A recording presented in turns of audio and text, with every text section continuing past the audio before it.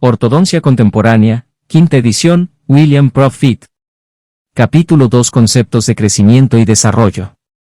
Todo odontólogo debe tener amplios conocimientos sobre el crecimiento y el desarrollo craneofaciales. Incluso para quienes nunca trabajan con niños, es difícil comprender los trastornos que presentan los adultos sin conocer los procesos de desarrollo que han dado lugar a esos trastornos. Para quienes mantienen una relación profesional con niños, y casi todos los odontólogos la mantienen, al menos de forma ocasional, es importante distinguir las variaciones normales de los efectos de los procesos anómalos o patológicos.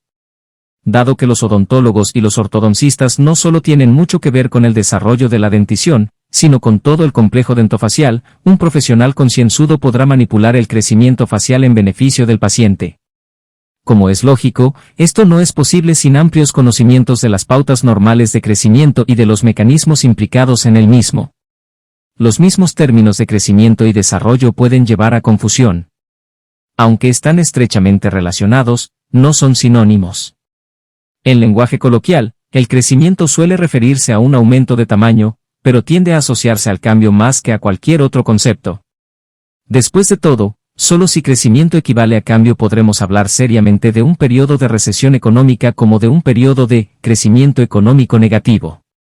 Dado que algunos tejidos crecen rápidamente y después menguan o desaparecen, una gráfica de crecimiento físico en relación con el tiempo puede incluir una fase negativa. Por otra parte, si definimos el crecimiento únicamente como un proceso de cambio, el término carecerá prácticamente de sentido.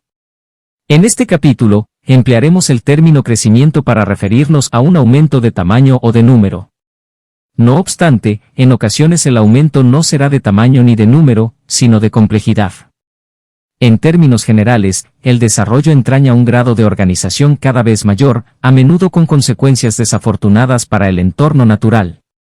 En lo que se refiere al crecimiento, el término desarrollo se utiliza casi siempre para referirse a un aumento de la complejidad, y así es como lo usaremos en este capítulo.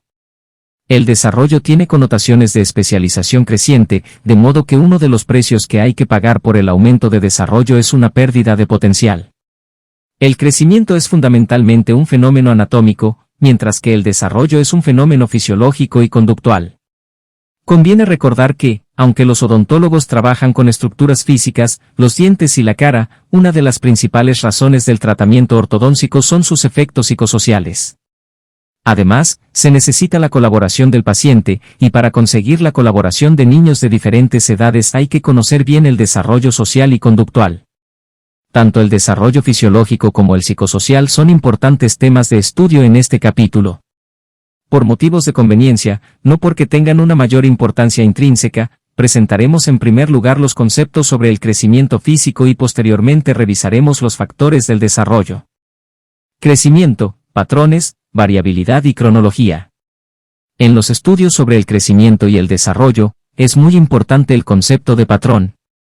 En sentido general, el patrón, como el patrón a partir del cual se confeccionan vestidos de diferentes tallas, refleja proporcionalidad, habitualmente de un grupo complejo de proporciones y no solo de una única relación proporcional. En el crecimiento, el patrón representa también la proporcionalidad, pero de una forma aún más compleja, ya que no solo se refiere a un conjunto de relaciones proporcionales en un momento determinado, sino a los cambios que se producen en esas relaciones proporcionales a lo largo del tiempo. En otras palabras, la organización física del cuerpo en un momento dado es un patrón de partes proporcionadas espacialmente. Sin embargo, existe un nivel de organización superior, el patrón de crecimiento, que se refiere a los cambios que experimentan esas proporciones espaciales a lo largo del tiempo. Durante la vida fetal, hacia el tercer mes de desarrollo intrauterino, la cabeza representa casi el 50% de la longitud total del cuerpo. En esa fase, el cráneo es grande en relación con la cara y representa más de la mitad del tamaño total de la cabeza. Por el contrario, las extremidades aún son rudimentarias y el tronco está poco desarrollado. Hasta el momento de nacer, el tronco y las extremidades crecen más rápido que la cabeza y la cara, de manera que proporcionalmente la cabeza disminuye hasta representar el 30% del total del cuerpo. El patrón general de crecimiento sigue posteriormente esas mismas pautas, con una reducción progresiva del tamaño relativo de la cabeza, hasta llegar al 12% en el adulto, aproximadamente. En el momento de nacer las piernas representan aproximadamente un tercio de la longitud total del cuerpo, mientras que en el adulto representan la mitad. Como se ilustra en la figura 2:1, las extremidades inferiores crecen más que las superiores durante la vida postnatal. Todos estos cambios, que forman parte del patrón normal de crecimiento, reflejan el gradiente cefalocaudal de crecimiento. Ello quiere decir simplemente que existe un eje de crecimiento en aumento desde la cabeza a los pies. Otro aspecto del patrón normal de crecimiento es que no todos los órganos y tejidos del cuerpo crecen al mismo ritmo. Obviamente, los elementos musculares y óseos crecen con más rapidez que el cerebro y el sistema nervioso central, como queda reflejado por la reducción relativa del tamaño de la cabeza después del nacimiento. El patrón general de crecimiento es un reflejo del crecimiento de los diferentes tejidos que forman el organismo. Para diferenciarlos, una de las razones para los gradientes de crecimiento es que en diversas partes del cuerpo se concentran tejidos diferentes que crecen a ritmos distintos. Incluso si nos limitamos a la cabeza y a la cara, el gradiente cefalocaudal de crecimiento influye notablemente en las proporciones y provoca cambios en las mismas durante el crecimiento. Al comparar las proporciones del cráneo de un recién nacido con el de un adulto, es fácil comprobar que el niño tiene un cráneo relativamente mayor y una cara mucho más pequeña. Este cambio representa un aspecto importante del patrón de crecimiento facial. En el organismo, y también en la cara, se observa un gradiente cefalocaudal de crecimiento. Desde esta perspectiva, no debería sorprendernos que el maxilar inferior, que está más alejado del cerebro, tienda a crecer más y a hacerlo más tarde que el maxilar superior, que se encuentra más cerca. Un aspecto importante de este patrón es su previsibilidad. Los patrones se repiten siempre, ya sea en la organización de los diferentes azulejos de colores en el diseño de un suelo o en las proporciones esqueléticas que se modifican con el tiempo. Las relaciones proporcionales que existen en un patrón pueden definirse matemáticamente, y la única diferencia entre un patrón de crecimiento y uno geométrico radica en la suma de la dimensión temporal. Si pensamos en un patrón desde este punto de vista, podemos ser más precisos a la hora de definir lo que representa el cambio de un patrón. Está claro que un cambio denotará una alteración en el patrón predecible de relaciones matemáticas. Un cambio en el patrón de crecimiento indicaría una alteración en la secuencia previsible y predecible de cambios que cabe esperar en un individuo. Un segundo concepto importante para estudiar el crecimiento y el desarrollo es la variabilidad. Obviamente, no todos los individuos son iguales, tanto en su forma de crecer como en otros aspectos. Puede resultar difícil, aunque clínicamente muy importante, decidir si un individuo representa solo un extremo de la variación normal o excede de los límites considerados normales. En vez de clasificar el crecimiento como normal o anormal, es más útil pensar en términos de desviación de los patrones habituales y cuantificar esa variabilidad. Una forma de hacerlo es comparar a un determinado niño con sus semejantes mediante una tabla de crecimiento estandarizada. Aunque las tablas de ese tipo se emplean con frecuencia para valorar la estatura y el peso, puede presentarse de esa misma forma el crecimiento de cualquier parte del cuerpo. La variabilidad normal, basada en estudios a gran escala realizados con grupos de niños, viene representada por las líneas continuas de las gráficas. Un individuo que correspondiese exactamente al punto medio de la distribución normal se situaría en la línea del 50% de la gráfica. Uno que fuese mayor que el 90% de la población quedaría por encima de la línea del 90%, uno que fuera menor que el 90% de la población quedaría por debajo de la línea del 10%. Estas tablas pueden emplearse de dos maneras para determinar si el crecimiento es normal o anómalo. En primer lugar, se puede establecer la posición de un individuo en relación con el grupo. Como norma general, podemos decir que un niño que queda por fuera del 97% de la población deberá ser sometido a estudios especiales antes de ser aceptado simplemente como un caso extremo dentro de la población normal. En segundo lugar, y tal vez más importante, las tablas pueden utilizarse para seguir el crecimiento del niño a lo largo del tiempo a efectos de valorar si se produce algún cambio inesperado en el patrón de crecimiento. Un patrón implica predictibilidad. En lo que respecta a las tablas de crecimiento, esto quiere decir que el crecimiento de un niño debe seguir en todo momento la misma línea de percentage. Si el percentil de la posición de un individuo cambia en relación con su grupo correspondiente, sobre todo si el cambio es muy marcado, el facultativo debe pensar en la posibilidad de alguna anomalía del crecimiento e investigarla en profundidad. Inevitablemente, existe una zona gris en los extremos de las variaciones normales, en la que resulta difícil determinar si el crecimiento es normal o no. Por último, otro concepto importante en el crecimiento y el desarrollo físicos es la cronología. Las variaciones pueden afectar al crecimiento de varias formas, por una variación normal, por influencias ajenas a la experiencia normal y por sus efectos en función del momento en que se producen. Las variaciones cronológicas se deben a que un mismo acontecimiento afecta a distintos individuos en momentos diferentes, o considerándolas desde otro punto de vista, que los relojes biológicos de los distintos individuos funcionan de forma diferente. En los seres humanos, las variaciones cronológicas en el crecimiento y el desarrollo son especialmente evidentes durante la adolescencia. Algunos niños crecen rápidamente y maduran antes, de este modo completan su crecimiento muy pronto y aparecen por ello en la zona alta de las tablas de desarrollo hasta que dejan de crecer y empiezan a ser alcanzados por sus contemporáneos.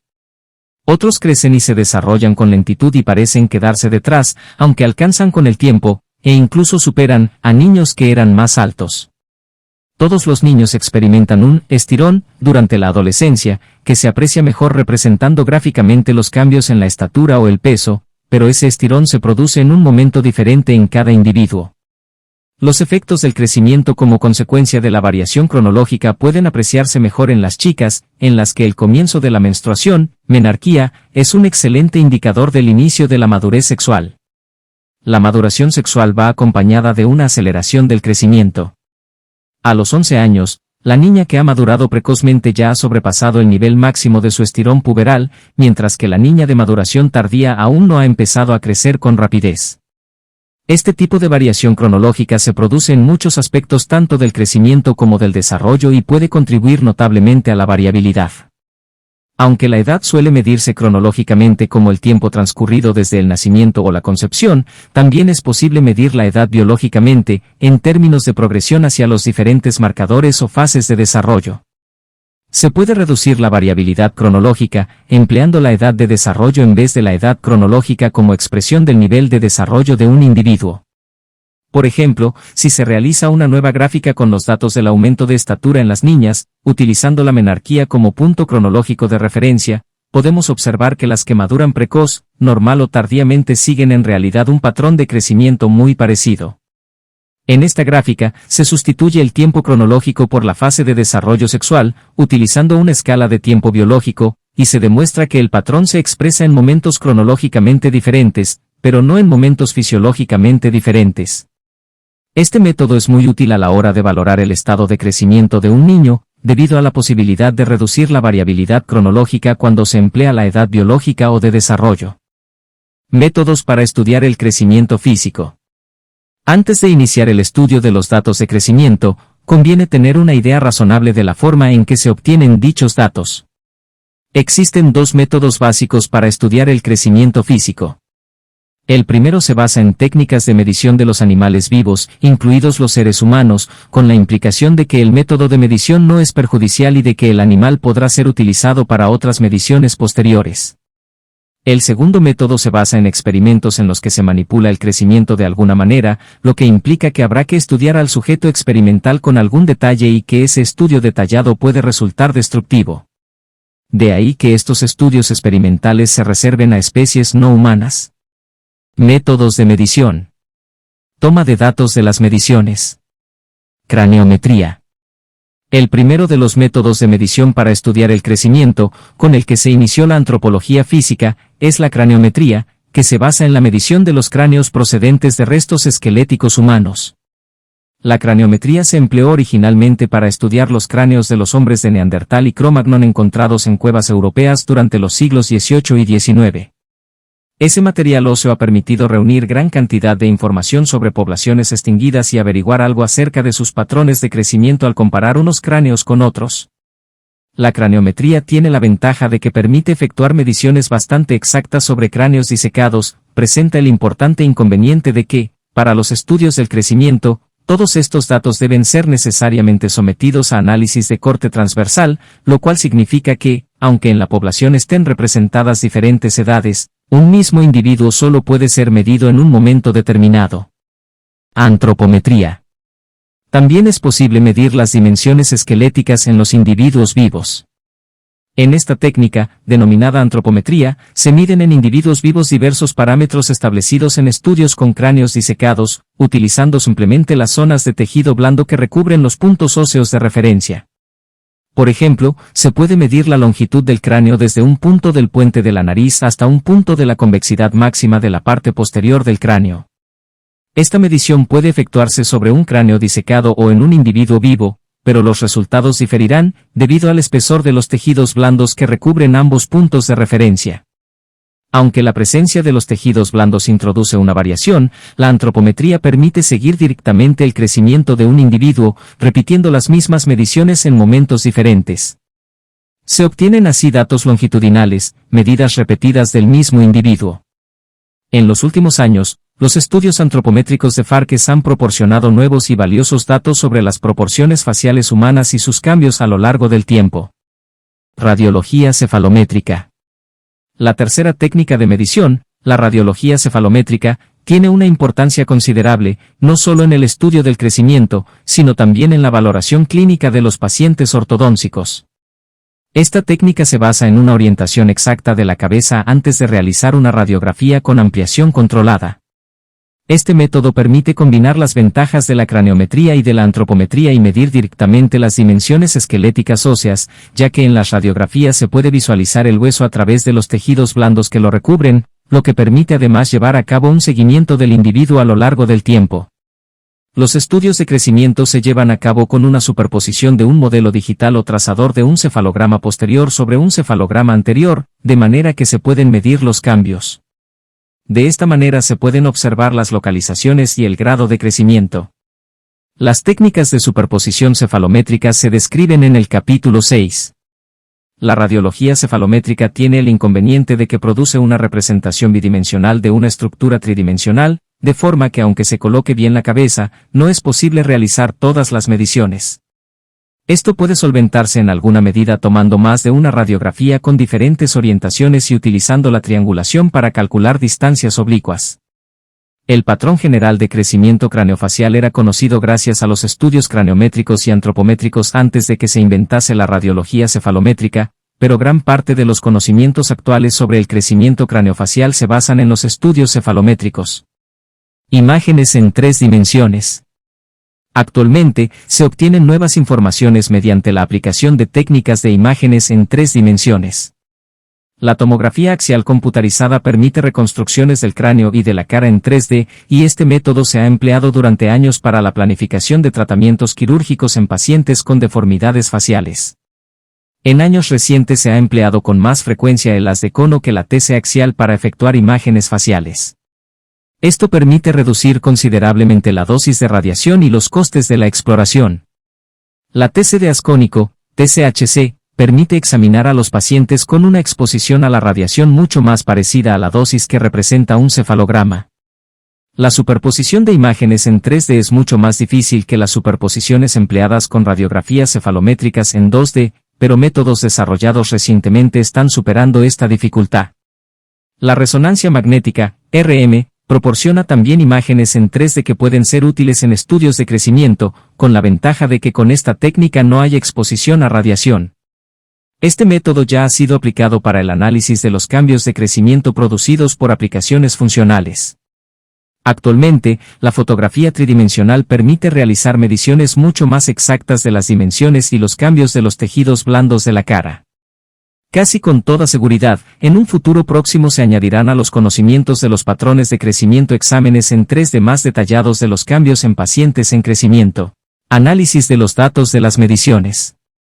Tanto los datos antropométricos como los cefalométricos pueden expresarse en forma de corte transversal en vez de longitudinal.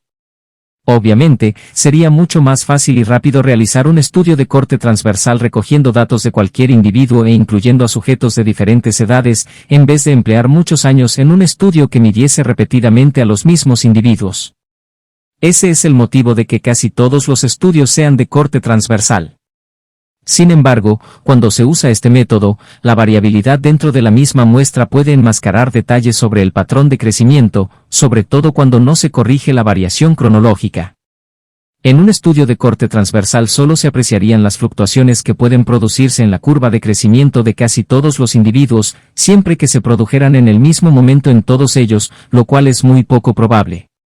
Los estudios longitudinales son eficaces porque permiten obtener gran cantidad de información a partir de un número relativamente pequeño de sujetos, menor del que se precisaría en un estudio de corte transversal. Además, los datos longitudinales permiten apreciar mejor las variaciones individuales, en especial las producidas por los efectos del paso del tiempo. Los datos obtenidos en las mediciones pueden presentarse gráficamente de diferentes formas, y con frecuencia es posible discernir los cambios en el crecimiento modificando el método de presentación. Por ejemplo, ya hemos visto que los datos del crecimiento pueden indicarse expresando el tamaño alcanzado en función de la edad, lo que se conoce como curva de distancia, o con una curva de velocidad, que no indica la estatura total, sino el aumento producido cada año. Los cambios en la velocidad de crecimiento se aprecian mucho mejor en la curva de velocidad. Pueden aplicarse otras transformaciones matemáticas a los datos del crecimiento para facilitar su comprensión. Por ejemplo, el crecimiento ponderal de un embrión en una fase precoz sigue una curva logarítmica o exponencial, ya que el crecimiento se basa en la división de las células. Cuanto mayor es el número de células, más divisiones celulares pueden producirse. Si se presentan los mismos datos utilizando el logaritmo del peso, se obtiene una gráfica en línea recta, lo que demuestra que el ritmo de multiplicación celular en el embrión se mantiene más o menos constante. D'Arcy Thompson utilizó hace muchos años transformaciones matemáticas más complejas para demostrar similitudes en los cambios de las proporciones y del crecimiento que no se habían sospechado con anterioridad. Para poder interpretar correctamente los datos tras las transformaciones matemáticas, es necesario saber cómo se han transformado los datos, pero este método resulta muy útil para desentrañar los conceptos del crecimiento. La lectura de la presentación clásica de Thompson sigue siendo estimulante. Métodos experimentales. Tinción vital. Se ha obtenido una gran cantidad de información acerca del crecimiento esquelético por medio de una técnica a la que se denomina tinción vital, y en la que se inyectan a animales colorantes que tiñen los tejidos mineralizados, o, en ocasiones, los tejidos blandos. Estos tintes se fijan a los huesos y los dientes y pueden detectarse al sacrificar al animal. Este método fue ideado por John Hunter, el gran anatomista inglés del siglo XVIII. Hunter observó que los huesos de los cerdos que comían ocasionalmente residuos textiles solían teñirse de una forma muy interesante. Descubrió que el agente activo era un tinte llamado alizarina, que sigue usándose en la actualidad en estudios de tinción vital. La alizarina reacciona intensamente con el calcio en las zonas en las que se está calcificando el tejido óseo. Dado que esas son las zonas de crecimiento esquelético activo, el colorante marca al ser inyectado los puntos en los que se estaba produciendo un crecimiento activo. El hueso se remodela con rapidez, y también se pueden identificar las zonas en las que se está eliminando hueso, ya que se ha eliminado de esas zonas materia viva teñida. Están disponibles estudios muy detallados en animales experimentales sobre los cambios óseos en el desarrollo craneofacial, a partir de trabajos realizados en el National Institute of Dental Research. Aunque en los seres humanos no es posible llevar a cabo estudios de tinción vital, sí se puede producir en los mismos un fenómeno de tinción vital. Muchos niños nacidos a finales de los años 50 y principios de los 60 recibieron tetraciclinas como tratamiento para diversas infecciones recidivantes. Se descubrió demasiado tarde que las tetraciclinas son una excelente tinción vital, que se une al calcio en las zonas de crecimiento igual que la alizarina. El cambio de coloración que se produce en los incisivos tras la administración de tetraciclina cuando los dientes están mineralizándose ha supuesto un desastre estético para algunas personas. Aunque esto no debería ocurrir en la actualidad, todavía se observa ocasionalmente. Con la aparición de los trazadores radiactivos, ha sido posible utilizar casi cualquier metabolito radiomarcado que se incorpore a los tejidos como una especie de tinción vital. Por supuesto, su distribución debe detectarse merced a la débil radiactividad que desprenden en la zona en la que se han incorporado. Puede utilizarse el isótopo Tc99m, emisor de radiaciones gamma, para detectar zonas de crecimiento óseo rápido en los seres humanos, si bien las imágenes obtenidas son más útiles en el diagnóstico de los problemas localizados del crecimiento que en el estudio de los patrones de crecimiento. En la mayoría de los estudios de crecimiento se emplea la técnica autorradiográfica para detectar el material radiomarcado en los tejidos de los animales experimentales. Se coloca una película de emulsión fotográfica sobre un corte fino de tejido que contenga el isótopo y se expone a la radiación en la oscuridad. Una vez revelada la película, se puede visualizar la situación de la radiación, que indica la zona en que se está produciendo el crecimiento, al observar el corte de tejido a través de la película superpuesta. Radiografía de implantes. Otro método experimental, aplicable a estudios con seres humanos, es la radiografía de implantes. En esta técnica, se colocan agujas metálicas inertes en cualquiera de los huesos del esqueleto, incluidos los faciales y maxilares. Dichas agujas son bien toleradas por el esqueleto y se incorporan permanentemente al hueso sin ningún problema y se ven fácilmente en un cefalograma. Si se colocan implantes metálicos en los maxilares, se logra un incremento considerable en la precisión del análisis cefalométrico longitudinal del patrón de crecimiento. Este método de estudio, muy utilizado por el profesor Arne Bjork y sus colaboradores en el Royal Dental College de Copenhague, Dinamarca, y muy empleado allí por los investigadores, ha aportado nuevos e importantes datos sobre los patrones de crecimiento de los maxilares. Antes de emplear implantes en los estudios radiológicos, se subestimaba la importancia de los cambios de remodelación en la forma de los huesos maxilares y se ignoraba el patrón de crecimiento rotacional de la mandíbula que se describe en el capítulo 4.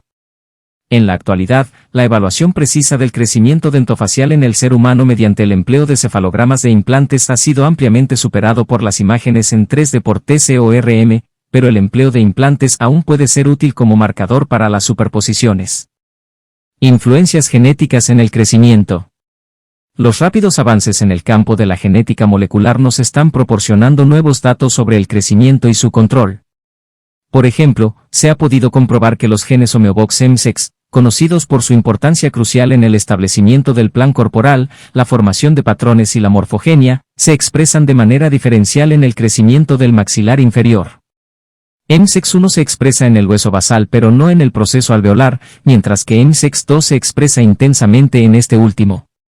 Actualmente, sabemos que una disminución de actividad en la vía Hedgehog provoca holoprosencefalia, falta de desarrollo de la nariz e hipertelorismo, y que un exceso de actividad por un truncamiento de los cilios primarios de las células de la cresta neural craneal produce hipertelorismo y displasia frontonasal. Recientemente, se ha comprobado también que la señalización Hedgehog actúa en dos pasos diferentes de la morfogenia discal, el inicio del cóndilo y la separación de disco y cóndilo durante la formación de la articulación temporomandibular, ATM. El funcionamiento correcto de las familias de factores de crecimiento y sus receptores homólogos resulta esencial para la regulación de los procesos embrionarios de crecimiento de las células y desarrollo de los órganos, así como para innumerables procesos postnatales como el crecimiento, la cicatrización de las heridas, la remodelación del hueso y la homeostasis. La interacción entre los diferentes tejidos dentro del complejo craneofacial crea otro nivel más de regulación del crecimiento y del desarrollo. Un ejemplo de esto sería la convergencia del desarrollo de los músculos que se insertan en la mandíbula y las áreas óseas a las que se insertan.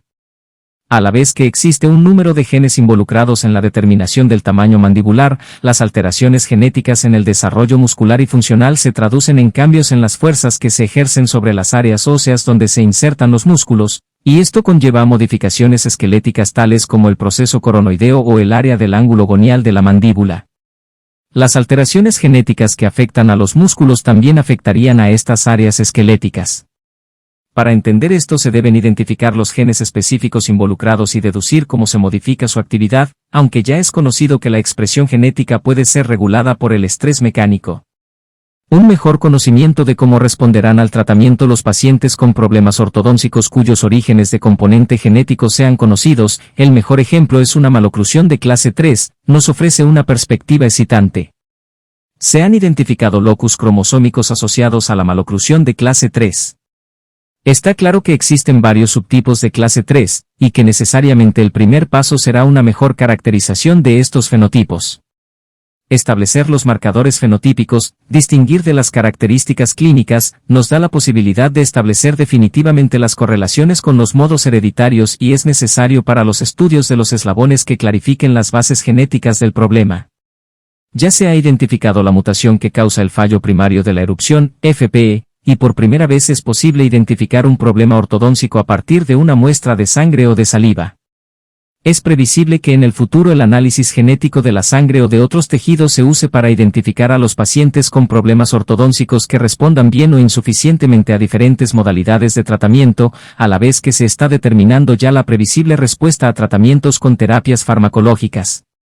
Los experimentos que clarifican cómo el crecimiento es controlado a nivel celular ofrecen interesantes expectativas para un mejor control del crecimiento en el futuro.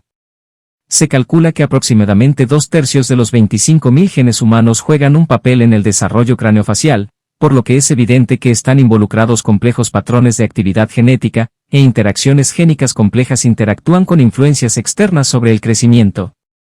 Es improbable que los análisis genéticos puedan aplicarse alguna vez al plan de tratamiento de la mayoría de los problemas ortodóncicos, pero podrían aportar valiosas informaciones sobre el mejor abordaje ante algunas de las más difíciles maloclusiones esqueléticas y tal vez de la aplicación de la genoterapia para problemas de crecimiento.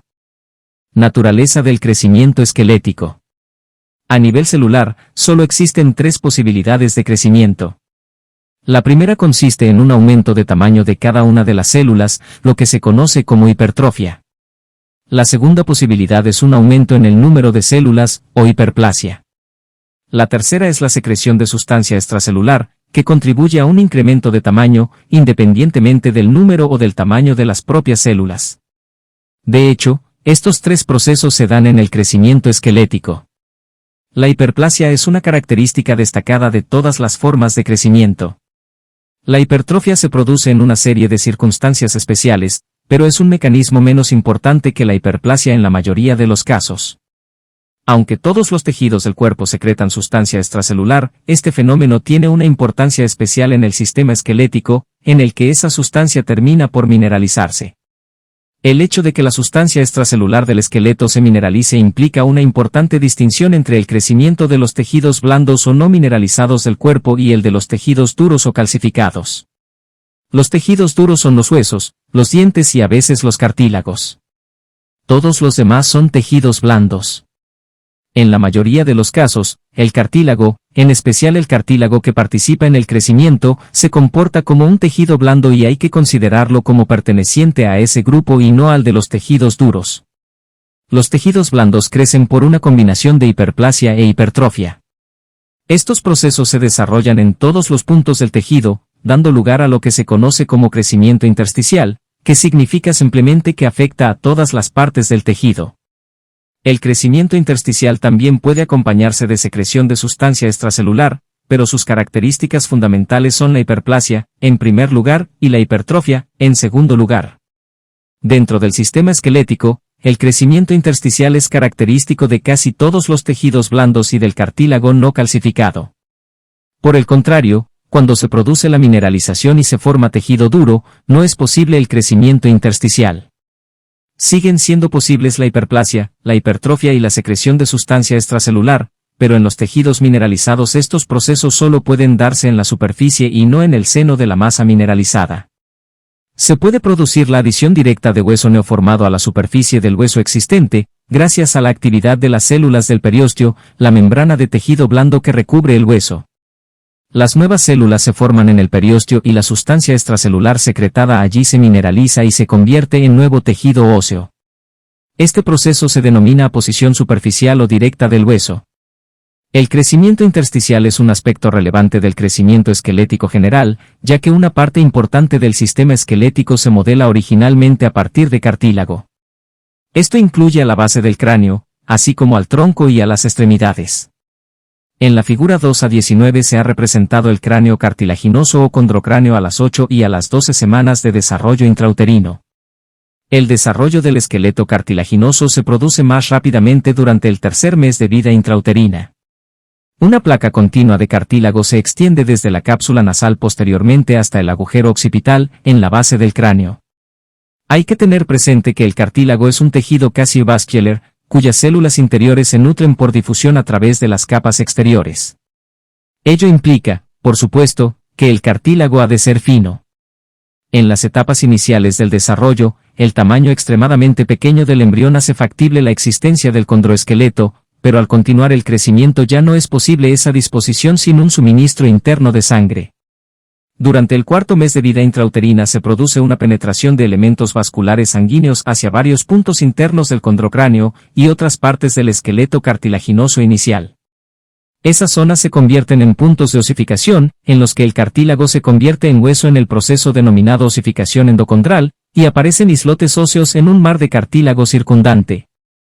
El cartílago sigue creciendo rápidamente, pero es reemplazado por hueso con la misma rapidez. El resultado es que la cantidad relativa de hueso aumenta rápidamente y la cantidad relativa, pero no la absoluta, de cartílago disminuye.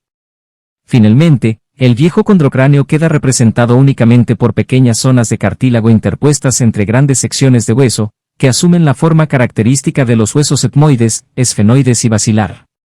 El crecimiento de estas conexiones cartilaginosas entre los huesos esqueléticos es parecido al crecimiento de las extremidades. En los huesos largos de las extremidades aparecen centros de osificación en el centro y en los extremos de los huesos, lo que da lugar en última instancia a un eje central denominado diáfisis, y a un capuchón óseo en cada extremo denominado epífisis. Entre la epífisis y la diáfisis queda una zona remanente de cartílago no calcificado conocida como placa epifisaria. El cartílago de las placas epifisarias de los huesos largos es un centro importante para su crecimiento, de hecho este cartílago es el responsable de casi todo su crecimiento longitudinal. El periósteo superficial de los huesos también desempeña un papel destacado en el aumento del espesor y en la remodelación de la configuración exterior. Cerca del extremo exterior de cada placa epifisaria existe una zona de células condrales que se dividen activamente. Algunas de ellas, empujadas hacia la diáfisis por la actividad proliferativa subyacente, se hipertrofian, secretan una matriz extracelular y acaban degenerando al empezar a mineralizarse la matriz y ser rápidamente sustituida por hueso. El crecimiento continuará mientras el ritmo de proliferación de los condrocitos sea igual o superior a su ritmo de maduración. Sin embargo, hacia el final del periodo normal de crecimiento, el ritmo de maduración supera al de proliferación, el cartílago restante es sustituido por hueso y desaparece la placa epifisaria. En ese momento se ha completado el crecimiento óseo, excepto en lo referente a los cambios superficiales en su espesor, que dependen del periósteo. También se observa osificación endocondral en el cóndilo mandibular, que superficialmente parece la mitad de una placa epifisaria. Sin embargo, como veremos más adelante, el cartílago condilar no se comporta como una placa epifisaria, y esta diferencia es importante para poder comprender el crecimiento mandibular. No todos los huesos del esqueleto adulto están representados en el modelo cartilaginoso embrionario, se puede formar hueso por secreción de matriz ósea directamente en el tejido conjuntivo, sin la formación intermedia de cartílago. A este tipo de formación ósea se le conoce como osificación intramembranosa. Este tipo de formación ósea se observa en la bóveda craneal y en ambos maxilares. Al principio de la vida embrionaria, la mandíbula de los animales superiores se desarrolla en la misma zona que el cartílago del primer arco faríngeo, o cartílago de Meckel. Podría pensarse que la mandíbula representaría la sustitución ósea de este cartílago, del mismo modo que el hueso esfenoides, situado bajo el cerebro, reemplaza el cartílago de esa zona. De hecho, el desarrollo de la mandíbula comienza como una condensación del mesénquima inmediatamente lateral al cartílago de Meckel y continúa como una formación de hueso intramembranoso. El cartílago de Meckel se desintegra y desaparece en gran medida al desarrollarse la mandíbula ósea. Restos de este cartílago se transforman en una parte de dos de los huesos pequeños que forman los huesecillos del oído medio, pero no en una parte importante de la mandíbula. Su pericondrio persiste, formando el ligamento esfenomandibular. El cartílago condilar se desarrolla inicialmente como un cartílago secundario independiente, que está separado del cuerpo de la mandíbula por un hueco considerable. A comienzos del periodo fetal se fusiona con la rama mandibular en desarrollo. El maxilar se forma inicialmente a partir de un centro de condensación mesenquimatosa del proceso maxilar. Esta zona se encuentra en la superficie lateral de la cápsula nasal, la parte más anterior del condrocráneo, pero la osificación endocondral no contribuye directamente a la formación del hueso maxilar. El cartílago cigomático o malar, un cartílago accesorio que se forma a partir del proceso malar en desarrollo, desaparece y es reemplazado completamente por hueso mucho antes del nacimiento, a diferencia del cartílago condilar, que persiste. Cualquiera que sea la zona en que se forme hueso intramembranoso, no es posible producir crecimiento intersticial en el seno de la masa mineralizada, y el hueso debe formarse enteramente por aposición de hueso neoformado a las superficies libres. Se puede modificar su forma por eliminación, reabsorción de hueso en una zona y adición, aposición de hueso en otra. Este equilibrio entre aposición y reabsorción, con formación de hueso nuevo en algunos puntos y eliminación de hueso viejo en otros, es un componente fundamental del proceso de crecimiento. La formación de hueso nuevo a partir de un predecesor cartilaginoso o formación ósea directa en el seno del mesénquima se denomina habitualmente modelación. Los cambios en la forma de ese hueso neoformado como consecuencia de la reabsorción y la sustitución se denominan remodelación. Teniendo presente esta distinción resultará más fácil comprender las secciones siguientes de este capítulo.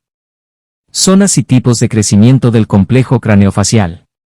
Para comprender el crecimiento de cualquier parte del organismo, es necesario conocer 1. Las zonas o lugares de crecimiento, 2. El tipo de crecimiento que se produce en ese lugar, 3. Los mecanismos de crecimiento, es decir, cómo se producen los cambios de crecimiento, y 4. Los factores que determinan o controlan dicho crecimiento. De cara al siguiente comentario sobre las zonas y los tipos de crecimiento de la cabeza y la cara, conviene dividir al complejo craneofacial en 4 regiones que crecen de forma bastante diferente: la bóveda craneal, los huesos que recubren la superficie externa e interna del cerebro, la base del cráneo, el suelo óseo situado bajo el cerebro, que también es la línea divisoria entre el cráneo y la cara, el complejo nasomaxilar, constituido por la nariz, el maxilar y los pequeños huesos asociados, y la mandíbula. En las secciones siguientes de este capítulo se describen las zonas y los tipos de crecimiento. En la sección que viene a continuación analizamos el mecanismo y los factores determinantes del crecimiento en cada zona, a la luz de las teorías vigentes sobre el control del crecimiento. Bóveda craneal. La bóveda craneal está constituida por una serie de huesos planos que se originan directamente por formación de hueso intramembranoso, sin la intervención de precursores cartilaginosos. Desde el momento en que se inicia esa osificación en una serie de centros que prefiguran las unidades óseas anatómicas definitivas, el proceso de crecimiento es en su totalidad el resultado de la actividad perióstica en la superficie de estos huesos. La remodelación y el crecimiento se producen fundamentalmente en las zonas de contacto recubiertas de periósteo que existen entre los huesos craneales contiguos o suturas craneales, pero la actividad perióstica también modifica las superficies interiores y exteriores de estos huesos aplanados. Al nacer, los huesos planos del cráneo están bastante separados por un tejido conjuntivo intermedio laxo. Estos espacios abiertos, o fontanelas, permiten que el cráneo se deforme considerablemente en el momento del parto. Esto es muy importante para que la cabeza, relativamente grande, pueda descender por el canal del parto. Para más detalles, véase el capítulo 3. Tras el nacimiento, la posición de los huesos a lo largo de los bordes de las fontanelas va eliminando estos espacios abiertos con bastante rapidez, si bien los huesos siguen estando separados durante muchos años por una delgada sutura recubierta de periósteo, que se fusiona en la edad adulta. A pesar de su pequeño tamaño, la posición de hueso neoformado en estas suturas es el principal mecanismo para el crecimiento de la bóveda craneal. Aunque la mayor parte de dicho crecimiento se produce en las suturas, existe una tendencia a eliminar hueso de la superficie interior de la bóveda craneal, al tiempo que se añade hueso neoformado a la superficie exterior. Esta remodelación de las superficies interior y exterior permite ir modificando el contorno durante el crecimiento. Base del cráneo. A diferencia de la bóveda craneal, los huesos de la base del cráneo, la base craneal, se forman inicialmente en el cartílago, y estos modelos cartilaginosos se transforman posteriormente en hueso por osificación endocondral. No obstante, la situación es más complicada que la de un hueso largo con placas epifisarias. La modelación condral se manifiesta especialmente en las estructuras de la línea media. Al desplazarnos lateralmente, adquiere más importancia el crecimiento en las suturas y la remodelación superficial. Como hemos indicado anteriormente, los centros de osificación del condrocráneo aparecen al comienzo de la vida embrionaria, marcando la ubicación definitiva de los huesos basilar, esfenoides y etmoides, que constituyen la base del cráneo. Al ir avanzando la osificación, persisten entre los centros de osificación franjas de cartílago denominadas sincondrosis. Los puntos importantes de crecimiento son la sincondrosis entre los huesos esfenoides y occipital, o sincondrosis esfenooccipital, entre las dos partes del esfenoides, o sincondrosis interesfenoidal, y entre el esfenoides y el etmoides, o sincondrosis esfenoetmoidal. Histológicamente, una sincondrosis se parece a una placa epifisaria de dos caras. La sincondrosis tiene una zona de hiperplasia celular en el centro, con franjas de condrocitos en maduración que se extienden en ambas direcciones y que acabarán por ser sustituidas por hueso. Una diferencia notable con los huesos de las extremidades consiste en que entre los huesos de la base del cráneo se desarrollan articulaciones inmóviles, que contrastan considerablemente con las articulaciones tan móviles de las extremidades. Por consiguiente, la base del cráneo se parece más a un único hueso largo, salvo por la presencia de múltiples sincondrosis similares a placas epifisarias. También existen articulaciones inmóviles entre casi todos los restantes huesos craneales y faciales, la mandíbula es la única excepción. Las suturas recubiertas de periósteo del cráneo y la cara, y que no contienen cartílago, se diferencian bastante de las sincondrosis cartilaginosas de la base del cráneo. Maxilar, complejo nasomaxilar. El maxilar se desarrolla por completo tras el nacimiento por osificación intramembranosa. Dado que no se produce sustitución de cartílago, el crecimiento se produce de dos formas: 1, por aposición de hueso en las suturas que conectan el maxilar con el cráneo y su base, y 2, por remodelación superficial. Sin embargo, en contraste con la bóveda craneal, los cambios superficiales que se observan en el maxilar son bastante llamativos y tan importantes como los que se producen en las suturas. Además, el maxilar es empujado hacia adelante por el crecimiento de la base del cráneo detrás de él. El patrón de crecimiento de la cara implica un crecimiento hacia afuera desde debajo del cráneo, lo que significa que el maxilar debe recorrer en su crecimiento una distancia considerable hacia abajo y hacia afuera en relación con el cráneo y su base. Esto se lleva a cabo de dos maneras: 1, por un empuje posterior creado por el crecimiento de la base del cráneo, y 2, por el crecimiento en las suturas. Por el hecho de que el maxilar esté unido al extremo final anterior de la base del cráneo, el alargamiento de la base del cráneo lo empuja hacia adelante. Hasta la edad de 6 años el desplazamiento producido por el crecimiento de la base del cráneo es una parte importante del crecimiento hacia adelante del maxilar. El fracaso del alargamiento normal de la base del cráneo, como ocurre en la acondroplasia y otros síndromes congénitos, crea una característica deficiencia hemifacial. Aproximadamente a los 7 años, el crecimiento de la base del cráneo se para, y el crecimiento de las suturas es el único mecanismo que lleva el maxilar hacia adelante. Como se puede ver en la figura 2a27, las suturas que fijan posterosuperiormente al maxilar están situadas de forma idónea para permitir su recolocación hacia abajo y hacia adelante. Al producirse este desplazamiento anteroinferior, el espacio que de otra forma se abriría en la sutura se va rellenando por proliferación ósea a esos niveles. Las suturas mantienen su anchura y los diversos procesos maxilares se van alargando. Se produce oposición ósea en ambos lados de las suturas, de modo que los huesos a los que se une el maxilar también van aumentando de tamaño. Parte del borde posterior del maxilar es una superficie libre en la región de la tuberosidad. Se va añadiendo hueso a dicha superficie, creando un espacio adicional en el que erupcionan sucesivamente los molares deciduos y los permanentes. Es muy interesante resaltar el hecho de que las superficies frontales del maxilar van remodelándose al tiempo que crece en sentido anteroinferior y se va eliminando hueso de gran parte de su superficie anterior. Se aprecia en la figura 2a28 que casi toda la superficie anterior del maxilar es una zona de reabsorción, no de aposición. Sería lógico pensar que, si la superficie anterior del hueso se desplaza en dirección anteroinferior, debería ser una zona a la que va añadiéndose hueso y no eliminándose. Sin embargo, la realidad es que se va eliminando hueso de la superficie anterior, a pesar de que dicha superficie crezca hacia adelante. Para poder entender esta aparente paradoja, es necesario comprender que se están produciendo simultáneamente dos procesos bastante diferentes. Los cambios generales del crecimiento son el resultado de un desplazamiento anteroinferior del maxilar y de una remodelación superficial simultánea. Todo el complejo óseo nasofacial se desplaza hacia abajo y hacia adelante en relación con el cráneo, desplazándose en el espacio. Enlow, cuyos minuciosos estudios anatómicos sobre el esqueleto facial son la base de gran parte de nuestros conocimientos actuales, ha ilustrado este fenómeno en forma de historieta.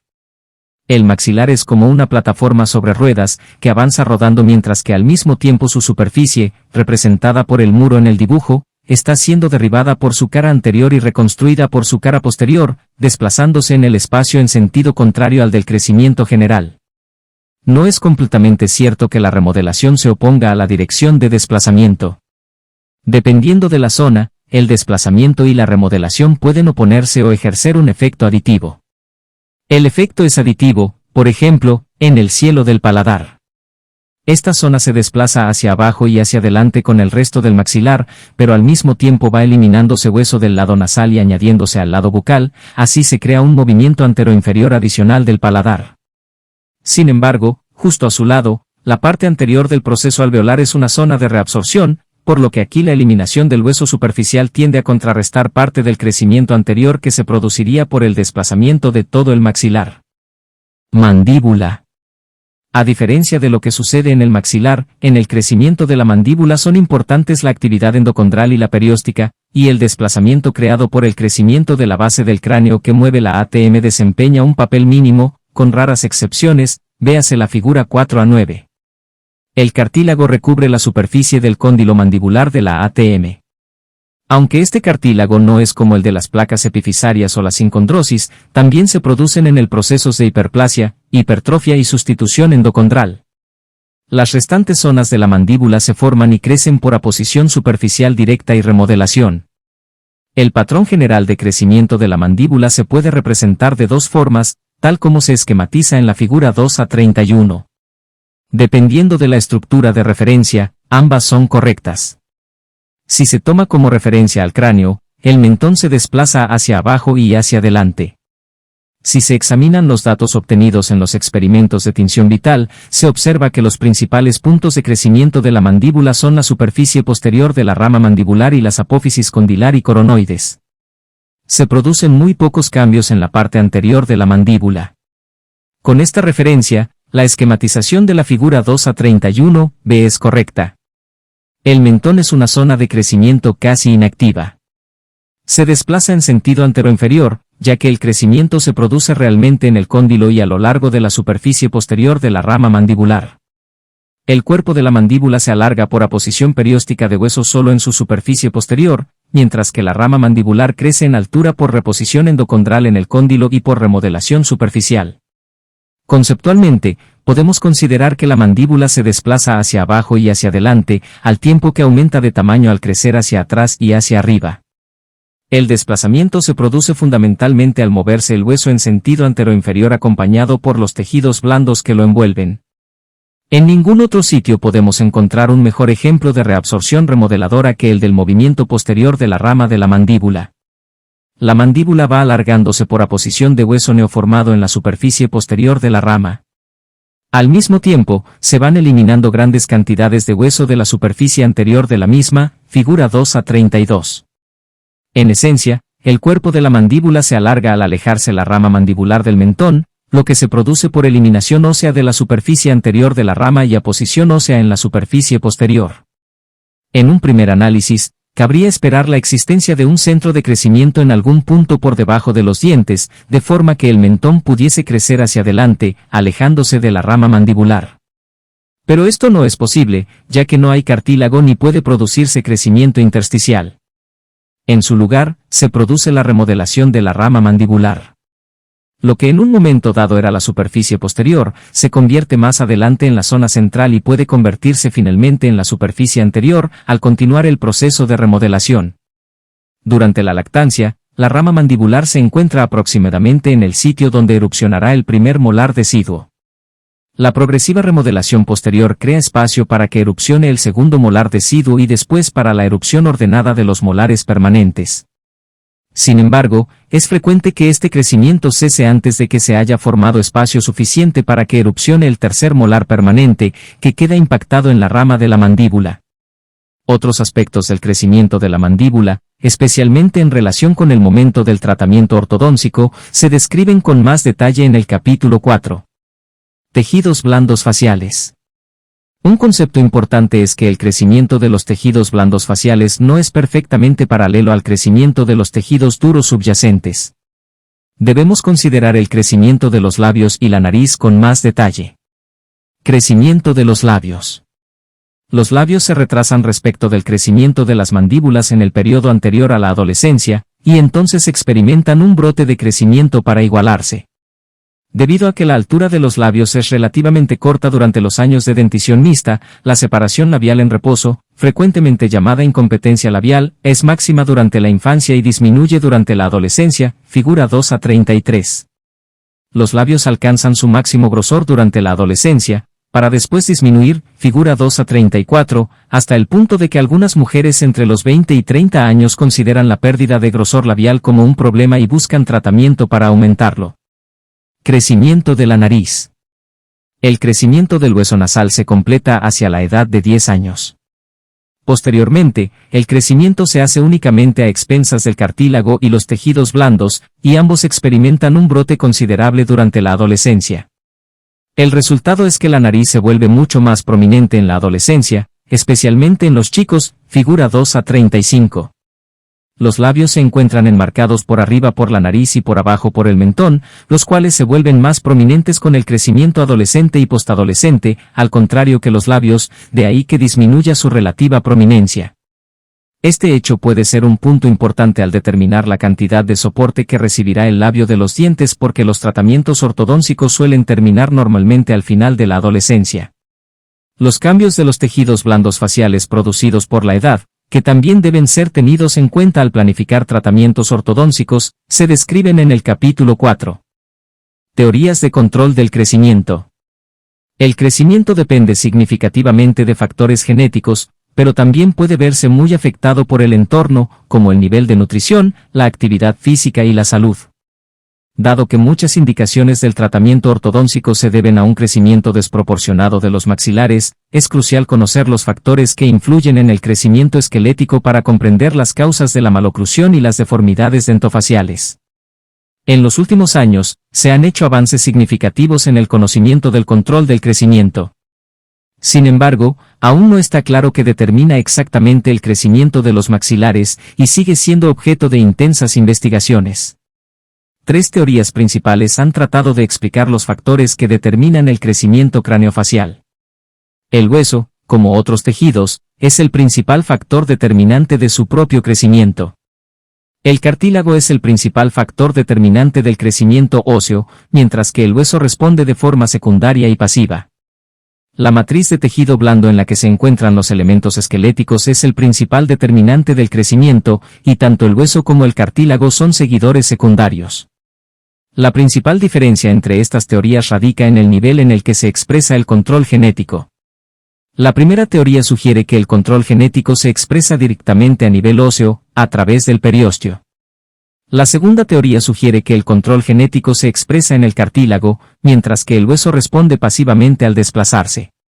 La tercera teoría postula que el control genético actúa fuera del sistema esquelético, y que el crecimiento del hueso y del cartílago está controlado epigenéticamente, respondiendo a señales de otros tejidos. Según nuestros conocimientos actuales, la realidad parece ser una combinación de la segunda y la tercera teoría, mientras que la primera ha quedado prácticamente descartada desde los años 60. Nivel de control del crecimiento, lugares frente a centros de crecimiento. La distinción entre un lugar de crecimiento y un centro de crecimiento ayuda a clarificar las diferencias entre las teorías de control del crecimiento. Un lugar de crecimiento es simplemente una zona donde se produce crecimiento, mientras que un centro de crecimiento es una zona donde se produce un crecimiento independiente, controlado genéticamente. Todos los centros son lugares de crecimiento, pero no todos los lugares de crecimiento son centros. La teoría de que los tejidos que originan el hueso llevan consigo sus propios estímulos se basa en la observación de que el crecimiento craneofacial sigue un patrón constante. Esta constancia se interpretó como prueba de que los lugares de crecimiento eran también centros de crecimiento. En particular, se consideraba que las suturas entre los huesos membranosos del cráneo y los maxilares eran centros de crecimiento, junto con los puntos de osificación endocondral de la base del cráneo y del cóndilo mandibular. Desde esta perspectiva, el crecimiento era el resultado de la expresión de un programa genético en estos lugares. Por lo tanto, el mecanismo de desplazamiento de la mandíbula se consideraba el resultado de la presión creada por el crecimiento de las suturas, empujando los huesos hacia abajo y hacia adelante. Si esta teoría fuera correcta, el crecimiento en las suturas sería independiente del entorno y difícil de modificar. Sin embargo, ahora está claro que las suturas y, en un sentido más general, los tejidos periósticos, no son los determinantes fundamentales del crecimiento craneofacial. Se llega a esta conclusión a través de dos líneas deductivas.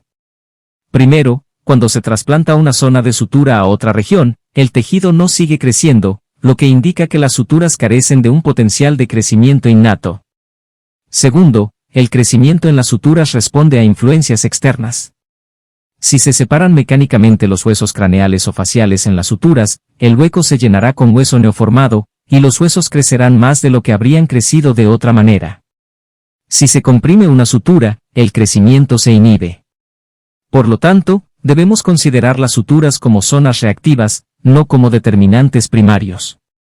Las suturas de la bóveda craneal, la base craneal lateral y el maxilar son lugares de crecimiento, pero no centros de crecimiento. El cartílago como factor determinante del crecimiento craneofacial. La segunda teoría principal sostiene que el crecimiento craneofacial está determinado por el crecimiento de los cartílagos.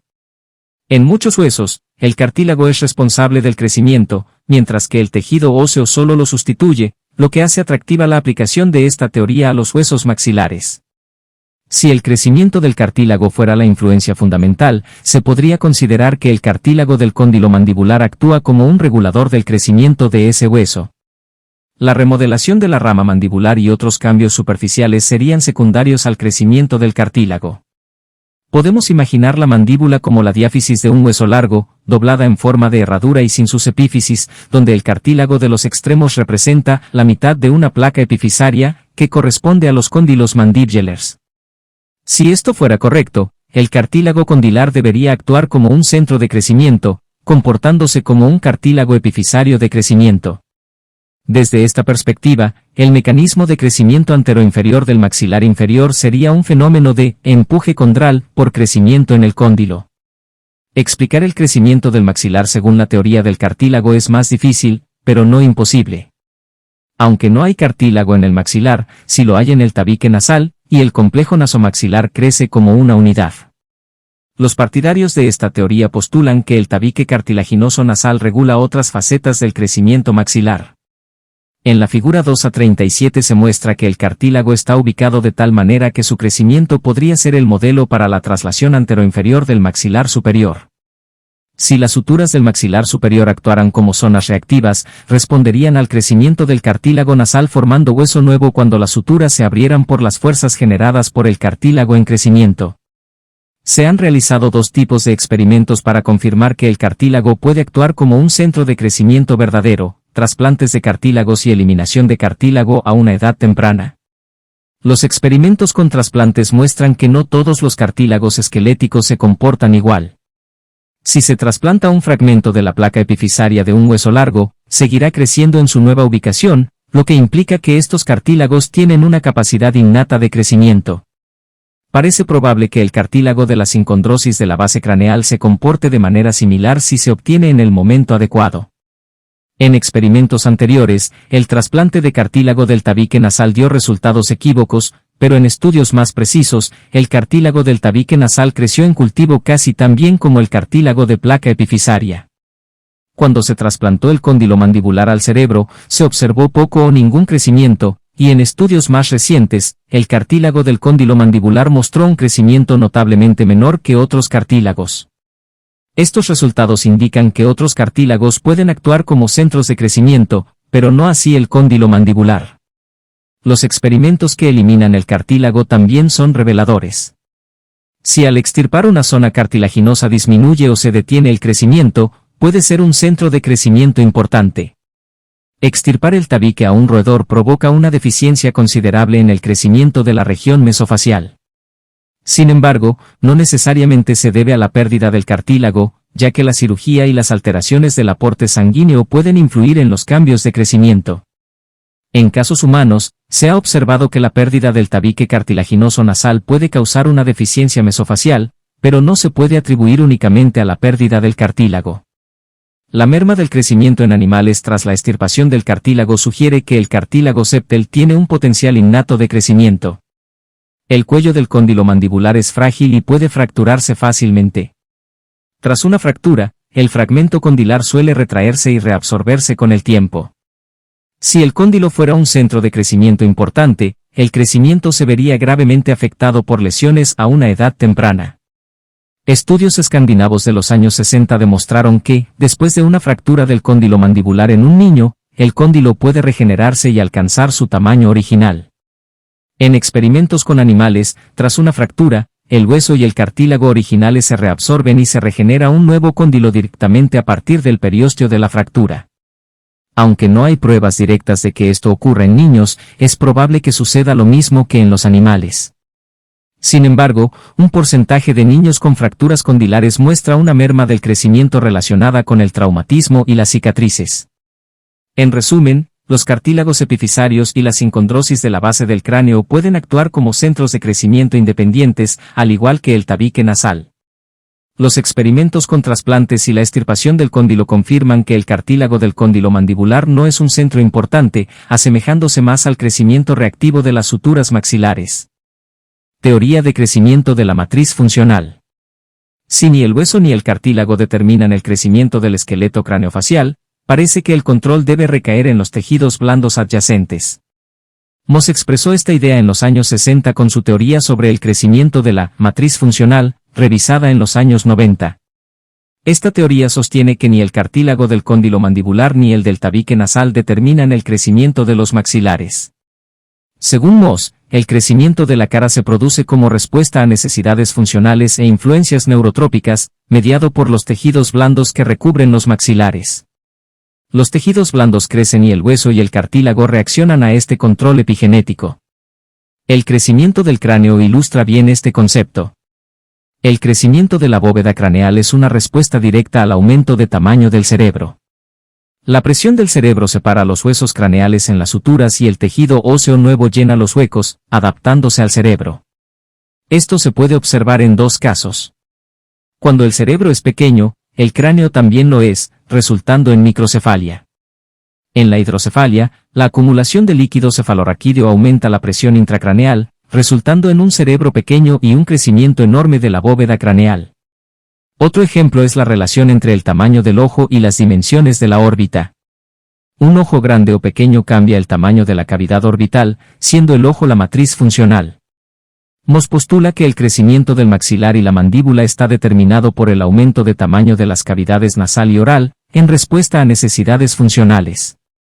Su teoría predice que los cartílagos del tabique nasal y de los cóndilos mandibulars no son determinantes importantes del crecimiento y que su pérdida tendrá poco efecto, siempre que se mantenga una función adecuada.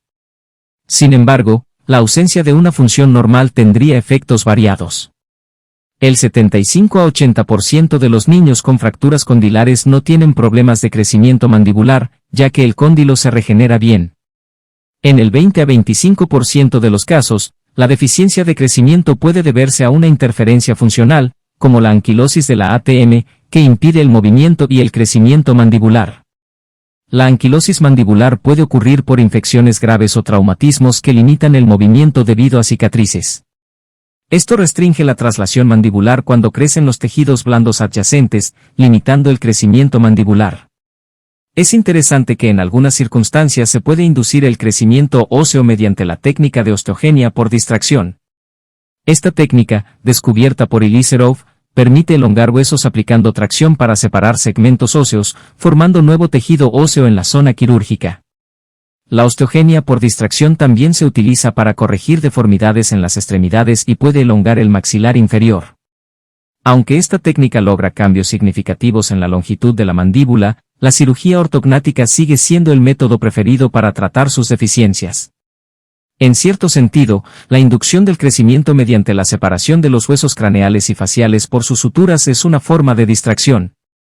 La manipulación del crecimiento del maxilar ha sido parte del tratamiento ortodóntico durante años y puede realizarse con asistencia quirúrgica en edades más avanzadas. En resumen, el crecimiento craneal responde casi enteramente al crecimiento del cerebro.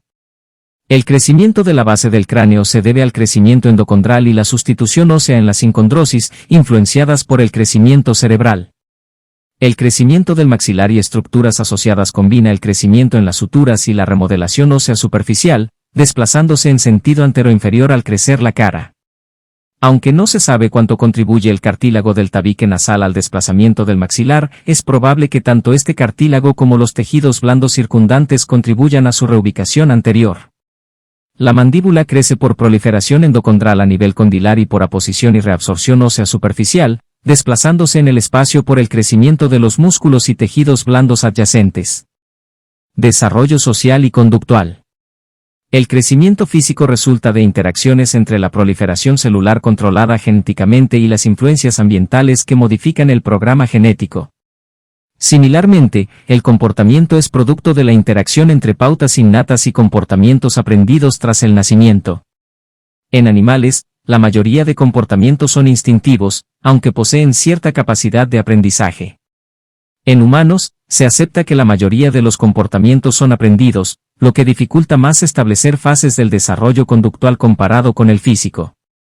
Las conductas humanas instintivas, como el impulso sexual, también influyen en el comportamiento, dependiendo de cómo el aprendizaje las haya modificado. En general, a mayor edad, las pautas de comportamiento son más complejas y las conductas aprendidas más importantes. En esta sección, se presenta una revisión simplificada del desarrollo social, cognoscitivo y conductual, enfocándose en la valoración y tratamiento de niños en contextos odontológicos y ortodóncicos. Primero, se aborda el proceso de aprendizaje de un comportamiento. Luego, se revisa el sustrato estructural del comportamiento, relacionado con la organización del sistema nervioso y componentes emocionales. Aprendizaje y desarrollo del comportamiento. Los mecanismos básicos del aprendizaje son similares a todas las edades. A medida que avanzamos en el aprendizaje, aparecen comportamientos y habilidades más complejos, pero es difícil clasificar este proceso en etapas, es más apropiado un modelo de flujo continuo. Aquí se aborda el desarrollo de pautas de comportamiento, no la adquisición de conocimientos o habilidades intelectuales. Los psicólogos consideran tres mecanismos diferentes para el aprendizaje de respuestas conductuales. Condicionamiento clásico, descrito por Ivan Pavlov en el siglo XIX, se refiere a cómo estímulos aparentemente no relacionados pueden producir una conducta refleja. En los experimentos de Pavlov, se asoció el sonido de un timbre con la presentación de alimentos, provocando que eventualmente el sonido del timbre, por sí solo, causara salivación en el animal. Este tipo de aprendizaje, llamado aprendizaje por asociación, es relevante en odontología pediátrica. Un niño puede asociar el dolor con estímulos como batas blancas, resultando en ansiedad en la consulta odontológica. Para minimizar esta asociación, es recomendable que la consulta dental se diferencie lo más posible de la consulta pediátrica y evitar tratamientos dolorosos en la primera visita. Condicionamiento operante, se basa en la modificación de la conducta mediante refuerzos positivos o negativos. La conducta deseada se refuerza con recompensas, mientras que la indeseada se disminuye con consecuencias negativas. Condicionamiento por observación, implica aprender comportamientos observando las acciones de otros y las consecuencias de esas acciones. Este tipo de aprendizaje es crucial en contextos sociales, donde los niños aprenden conductas observando a sus padres, compañeros y otras figuras de autoridad. En resumen, el desarrollo conductual y social es un proceso complejo influenciado por interacciones entre factores innatos y aprendidos. En la práctica odontológica, comprender estos mecanismos puede ayudar a crear un ambiente más favorable para los niños, minimizando la ansiedad y promoviendo una experiencia positiva. Condicionamiento operante. B.F. Skinner, un destacado teórico del conductismo, enfatizó la importancia del condicionamiento operante, considerándolo una extensión significativa del condicionamiento clásico. Skinner argumentó que los comportamientos humanos complejos pueden explicarse mediante el condicionamiento operante, limitando el papel de la determinación consciente en favor de la determinación inconsciente. Aunque controvertida, su teoría logró explicar muchos aspectos complejos de la conducta social que el condicionamiento clásico no podía abordar. El principio básico del condicionamiento operante es que las consecuencias del comportamiento actúan como estímulos que influyen en conductas futuras. En otras palabras, las consecuencias de una respuesta aumentan o disminuyen la probabilidad de que esa respuesta se repita en situaciones similares. A diferencia del condicionamiento clásico, donde un estímulo provoca una respuesta, en el condicionamiento operante, una respuesta se convierte en un estímulo adicional. Skinner describió 4 tipos básicos de condicionamiento operante, diferenciados por la naturaleza de las consecuencias. Refuerzo positivo. Si una respuesta resulta en consecuencias agradables, esa respuesta se refuerza positivamente y es probable que se repita en el futuro. Por ejemplo, si un niño recibe una recompensa por portarse bien durante su primera visita al dentista, es más probable que se comporte bien en visitas posteriores. Refuerzo negativo. Consiste en eliminar un estímulo desagradable tras una respuesta, aumentando así la probabilidad de que la respuesta se repita. Por ejemplo, si un niño tiene una rabieta para evitar una visita al hospital y logra evitarla, su conducta de rabieta se refuerza negativamente, haciendo más probable que use la misma táctica en el futuro. Omisión. Tiempo muerto implica retirar un estímulo agradable después de una respuesta indeseable, disminuyendo así la probabilidad de que esa respuesta se repita. Por ejemplo, si a un niño se le retira su juguete favorito tras una rabieta, es menos probable que repita ese comportamiento. Castigo. Ocurre cuando se presenta un estímulo desagradable después de una respuesta, reduciendo la probabilidad de que ese comportamiento se repita. Aunque efectivo, el castigo puede provocar miedo e ira, y debe usarse con moderación en la práctica odontológica. Aplicación en la consulta odontológica. En la práctica odontológica, los refuerzos positivo y negativo son más adecuados para motivar a los pacientes. El refuerzo positivo puede lograrse con elogios y recompensas tangibles, como juguetes o chapas con inscripciones motivadoras. El refuerzo negativo, aunque más difícil de aplicar, puede ser útil en circunstancias específicas, como abreviar una intervención si el niño colabora bien. Los métodos de omisión y castigo deben usarse con cuidado. La omisión puede provocar frustración o ira en el niño, mientras que el castigo puede inducir miedo. Una forma leve de castigo es el control por la voz, donde el odontólogo habla con firmeza al niño para corregir su comportamiento, seguido de elogios cuando mejora. El condicionamiento operante no solo se aplica en la consulta dental, sino que también influye en muchas otras áreas de la vida. Los conceptos de refuerzo versus extinción y generalización versus discriminación también se aplican en el condicionamiento operante. Por ejemplo, un niño que recibe refuerzo positivo en la consulta del pediatra puede portar bien en la consulta del dentista si espera una recompensa similar. Sin embargo, si no recibe refuerzo en la consulta del dentista, aprenderá a discriminar entre ambas situaciones, afectando su comportamiento. En resumen, el condicionamiento operante es un método poderoso para el aprendizaje de la conducta y tiene una influencia significativa en la vida cotidiana. Entender y aplicar estos principios en la práctica odontológica puede mejorar la experiencia del paciente y promover comportamientos positivos. Aprendizaje por observación, modelos. Una forma poderosa de adquirir pautas de conducta es la imitación de la conducta observada en un contexto social. Este tipo de aprendizaje difiere del basado en los condicionamientos clásico u operante, aunque es compatible con ambos. Algunos teóricos destacan la importancia del aprendizaje por imitación en un contexto social, mientras que otros, como Skinner y sus partidarios, consideran que el condicionamiento tiene más importancia, aunque reconocen la imitación como un medio de aprendizaje. En el consultorio dental, gran parte de lo que un niño aprende puede basarse en la observación de sus hermanos, otros niños e incluso de sus padres. Existen dos fases en el aprendizaje por observación, la adquisición del comportamiento y la ejecución del mismo. Un niño puede observar muchos comportamientos y adquirir la capacidad de ponerlos en práctica sin demostrar o ejecutar esos comportamientos inmediatamente. Los niños pueden aprender casi cualquier conducta que hayan observado de cerca y que no sea demasiado complicada para su nivel de desarrollo físico. La probabilidad de que un niño ponga en práctica un comportamiento adquirido depende de varios factores, siendo uno de los más importantes las características del modelo a imitar. Si el niño respeta o le agrada el modelo, es más probable que lo imite. Por esto, los padres o hermanos mayores suelen ser objeto de imitación.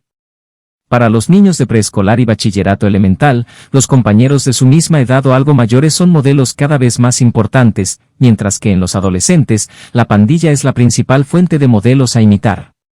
Otra influencia importante sobre la posible ejecución de una conducta son las consecuencias previsibles de la misma.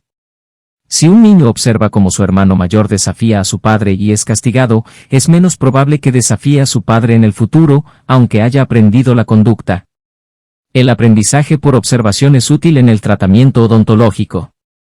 Si un niño ve cómo un hermano mayor se somete al tratamiento sin quejarse y recibe una recompensa, es probable que imite esa conducta esperando también una recompensa. La actitud de los padres también influye. Una madre tranquila y relajada ante el tratamiento odontológico enseña a su hijo a tener la misma actitud, mientras que una madre nerviosa provoca respuestas similares en su hijo. El aprendizaje por observación puede mejorar la disposición de las zonas de tratamiento. La tendencia actual en ortodoncia es usar zonas abiertas con varias etapas de tratamiento. Los pacientes pueden aprender observando a otros en sillas contiguas y comunicándose directamente sobre sus experiencias. Niños y adolescentes se comportan mejor en clínicas abiertas debido al aprendizaje por observación. Chambers, en un trabajo clásico, revisaba lo mencionado dentro del contexto de un niño que acude al dentista, subrayando la importancia de estos factores en el comportamiento del paciente. Fases del desarrollo afectivo y cognoscitivo. Desarrollo afectivo.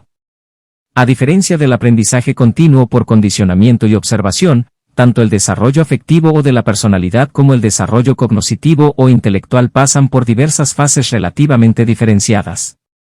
La descripción actual del desarrollo afectivo se basa en la teoría psicoanalítica de Sigmund Freud sobre el desarrollo de la personalidad, ampliada notablemente por Erik Erikson. El trabajo de Erikson, aunque guarda relación con el de Freud, supone una notable desviación respecto a las fases psicosexuales propuestas por Freud. Sus 8 edades del hombre representan una progresión a través de una serie de fases de desarrollo de la personalidad. Según Erikson, el desarrollo psicosocial evoluciona en etapas críticas, indicando el término crítico, una característica de los momentos cruciales, de los momentos de decisión entre el avance y el retroceso, entre la integración y el retraso. Según este punto de vista, cada fase del desarrollo representa una crisis psicosocial, en la que el individuo recibe las influencias de su entorno social para desarrollarse más o menos hacia un extremo de las cualidades conflictivas de la personalidad que predominan en esa fase. Aunque las fases del desarrollo de Erikson guardan relación con las edades cronológicas, como sucede en el desarrollo físico, estas varían entre unos individuos y otros, pero el orden de las fases de desarrollo es constante.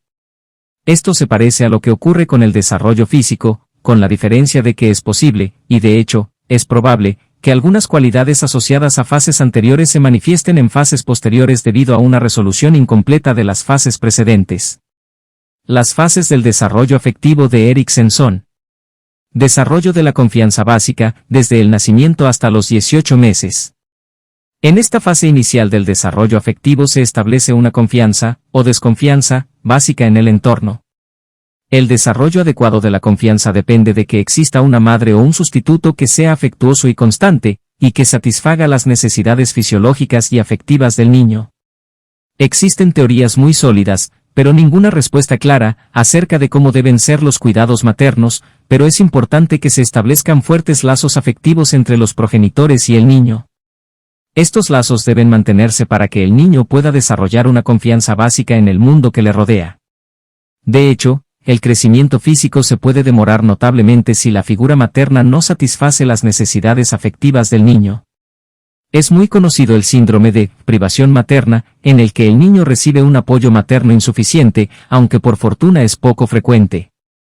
Estos niños no ganan peso y sufren un retraso en su desarrollo físico y afectivo. Para que la privación materna produzca un déficit en el crecimiento físico, ha de ser muy importante. Unos cuidados maternos inestables que no producen efectos físicos apreciables pueden provocar una carencia de confianza básica. Esto puede afectar a niños de familias deshechas o que han vivido en una serie de hogares adoptivos. Los fuertes lazos afectivos que se establecen entre padres e hijos en esta fase inicial del desarrollo afectivo quedan patentes en la gran ansiedad de separación que siente un niño cuando se le separa de sus padres. Si un niño necesita tratamiento odontológico a una edad muy temprana, suele ser preferible que estén presentes los padres y, a ser posible, que uno sujete al niño. En edades posteriores, un niño que no ha llegado a desarrollar un sentimiento de confianza básica tendrá problemas a la hora de afrontar situaciones que requieren confiar en otra persona. Es probable que ese individuo sea un paciente muy asustado y reacio a colaborar, y que el dentista y su equipo tengan que esforzarse especialmente para conseguir su cooperación y confianza. La presencia de uno de los padres en la zona de tratamiento durante las visitas iniciales puede ser de gran ayuda. Desarrollo de la autonomía, desde los 18 meses hasta los 3 años. Se suele decir que los niños que tienen unos 2 años de edad están pasando por la terrible edad de los 2 años, debido a su falta de cooperación y a su conducta frecuentemente odiosa. En esta fase del desarrollo emocional, el niño se está alejando de la madre y desarrollando un sentimiento de identidad individual o autonomía. Típicamente, el niño lucha por ejercer el libre albedrío en su vida. Oscila entre portarse como un diablillo que se niega a cualquier deseo de sus padres e insistir en hacer las cosas a su modo, y portarse como un ángel que recurre a sus padres en momentos de necesidad. Los padres y los demás adultos frente a los que el niño reacciona en esta fase deben protegerle de las consecuencias de conductas peligrosas o inaceptables, al tiempo que le brindan la oportunidad de desarrollar un comportamiento independiente. El establecimiento de límites obligatorios y constantes para su conducta en esta fase permite al niño desarrollar aún más su confianza en un entorno predecible. Si el niño no consigue desarrollar un sentimiento de autonomía adecuado, empezará a dudar de su capacidad para valerse por sí mismo, lo que le hará a su vez dudar de los demás. Eriksen define la situación que se produce como un estado de vergüenza, como una sensación de que quedan al descubierto los propios defectos. La autonomía en el control de las funciones corporales es un componente importante de esta fase, ya que el niño pequeño aprende a ir solo al cuarto de baño y deja de usar pañales. En esta fase, y más aún en las posteriores, orinarse en los pantalones produce una gran vergüenza. Esta fase se considera decisiva para la aparición de determinadas características de la personalidad: amor en oposición al odio, cooperación en oposición al egoísmo y libertad de expresión en oposición a la timidez. Citando a Eriksen, a partir de una sensación de autocontrol, sin pérdida de la autoestima, nace un sentimiento duradero de buena voluntad y de orgullo. A partir de una sensación de pérdida del autocontrol y de control ejercido por otra persona, nace una propensión duradera hacia la inseguridad y la vergüenza. Un factor clave para poder lograr que un niño de esta edad colabore en el tratamiento consiste en hacerle creer que lo que desea el dentista es lo que ha elegido el propio niño, y no algo que le impone otra persona. A un niño de 2 años que busca su autonomía no le importa abrir la boca si así lo desea, pero le resulta psicológicamente inaceptable hacerlo si alguien le obliga. Esta situación puede obviarse ofreciendo al niño opciones razonables cuando sea posible, por ejemplo, escoger entre un babero verde o uno amarillo para el cuello. Es probable que un niño de esta edad que considere que la situación es amenazante se refugie en su madre y no quiera separarse de ella. Puede ser útil que los padres estén presentes, incluso en las intervenciones más sencillas. A estas edades, los tratamientos complicados suelen representar un reto y pueden ser necesarias medidas extraordinarias como la sedación o la anestesia general. Desarrollo de la iniciativa, de los 3 a los 6 años. En esta fase, el niño sigue acrecentando su autonomía, pero ahora se añaden la planificación y la insistencia en las diferentes actividades. La iniciativa se traduce en actividad física y movimiento, en una gran curiosidad y en el afán por preguntar por todo, así como en la forma agresiva de hablar. En esta fase, los padres y los profesores deben tratar de canalizar la actividad del niño hacia trabajos factibles, preparando las cosas para que pueda tener éxito y evitando que emprenda tareas que no pueda llevar a cabo. El niño es inherentemente moldeable en esta fase. Una parte de su iniciativa consiste en copiar con avidez el comportamiento de las personas a las que respeta. Lo contrario a la iniciativa es el sentimiento de culpa que resulta de los objetivos que se persiguen, pero que no se alcanzan, de los actos que se inician, pero no se completan, o de las faltas o actos que son reprochados por las personas a las que el niño respeta. Según Eriksen, la capacidad final del niño para desarrollar nuevas ideas o actividades depende de la forma en que pueda expresar pensamientos nuevos o hacer nuevas cosas en esta fase, sin que le hagan sentirse culpable por expresar una idea equivocada o por no lograr un objetivo determinado. Casi todos los niños visitan por primera vez la consulta del dentista durante esta fase de iniciativa. Se puede plantear la visita al dentista como una aventura nueva y excitante de la que el niño puede salir triunfante. Si consigue superar la ansiedad de visitar al dentista, podrá desarrollar una mayor independencia y tendrá una sensación de triunfo. Por supuesto, una visita mal planteada puede contribuir a provocar el sentimiento de culpa que acompaña al fracaso.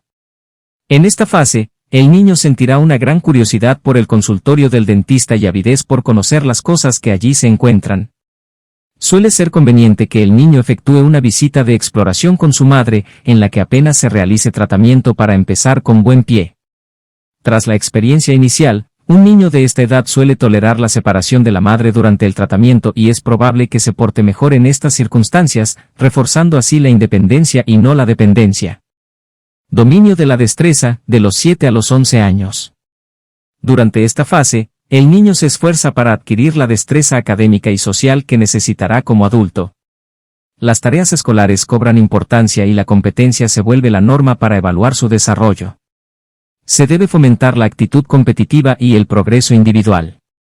Los niños en esta fase desarrollan un sentido del deber y la obligación, y desean realizar tareas útiles, tanto a nivel escolar como en casa y con sus amigos.